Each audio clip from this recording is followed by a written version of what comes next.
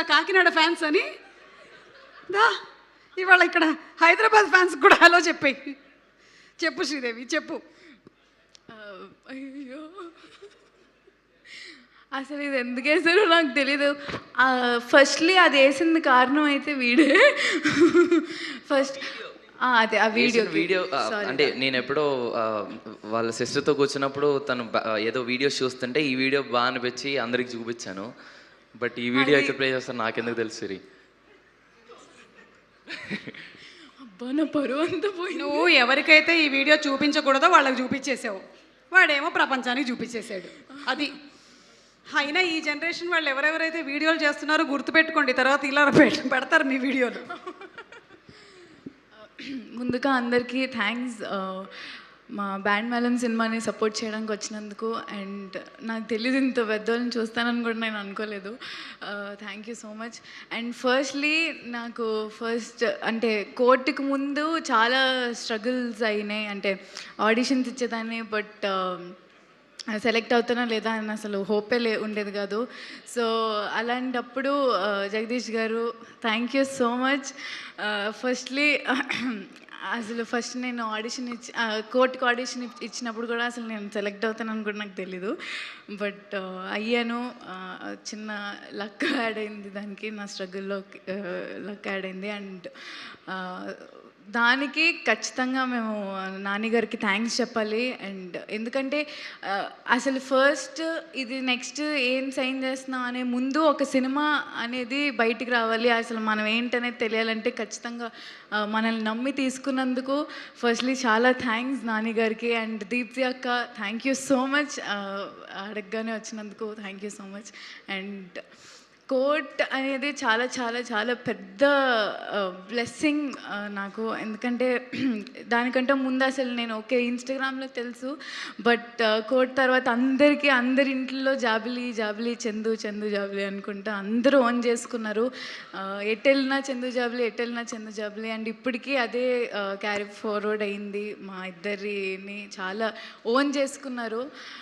ఎటెళ్ళినా మీరు కోర్టులో చాలా బాగా చేశారు, కోర్టులో చాలా బాగా చేశారు అనుకుంటా. అండ్ అవన్నీ చాలా నాకు కొత్తగా ఉండేవి, బట్ ఇప్పుడు చాలా చాలా చాలా హ్యాపీగా ఉంది. అలాంటి ఒక ఫిలిం మేము చేసాం అని చెప్పుకోవడానికి చాలా గ్రేట్ఫుల్గా ఉంది.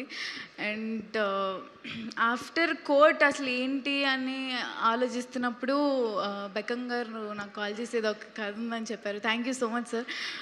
సో అది కోన వెంకట్ గారు చెప్పారు దట్ ఒకసారి విను కథ చాలా బాగుంటుందని. వెళ్ళాను, విన్నాను, అసలు చాలా చాలా బాగా అనిపించింది. 2.5 hours మా సతీష్ గారు నుంచోనే ఆ కథ చెప్పారు. అండ్ ఆయన ఎంత డెడికేటెడ్గా చెప్పారంటే అంత బాగా చెప్పారు. అండ్ నాకు చాలా చాలా నచ్చిన పార్ట్ ఏంటంటే క్లైమాక్స్. సో ఆ క్లైమాక్స్ అసలు నేను అన్ఎక్స్పెక్టెడ్ క్లైమాక్స్ అలా ఉండడం. అండ్ అయ్యో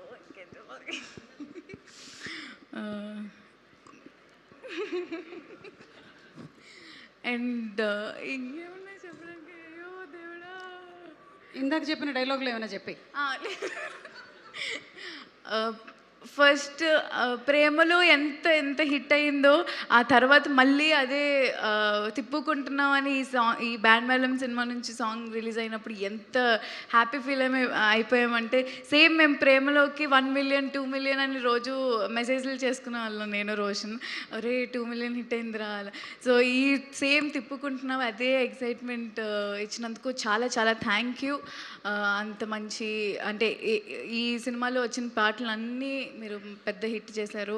అండ్ ఖచ్చితంగా బ్యాండ్ మేళం అనే సినిమా మీ అందరికీ నచ్చుతుంది. చందు జాబ్లీ నుంచి యాదగిరి రాజమ్మని ఆ ట్రాన్స్ఫర్మేషన్ మీకు చాలా చాలా బాగా నచ్చుతుంది.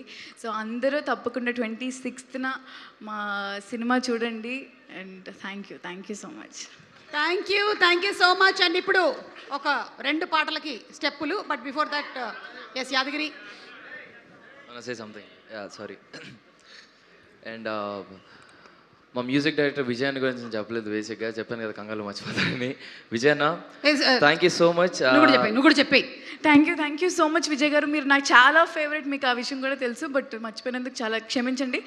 But thank you so much. ఈ సినిమాకి మీరు చేస్తున్నారంటేనే ఒక ఇది, సో లక్. అండ్ చంద్రబోస్ గారికి అండ్ కాశల్ శ్యామ్ గారికి కూడా థ్యాంక్ యూ సో మచ్. అమ్మ సో విజయ్ అన్న థ్యాంక్ యూ సో మచ్. నువ్వు ఉన్నావు అంటే ఒక ధైర్యం, ఒక సినిమాకి బ్యాక్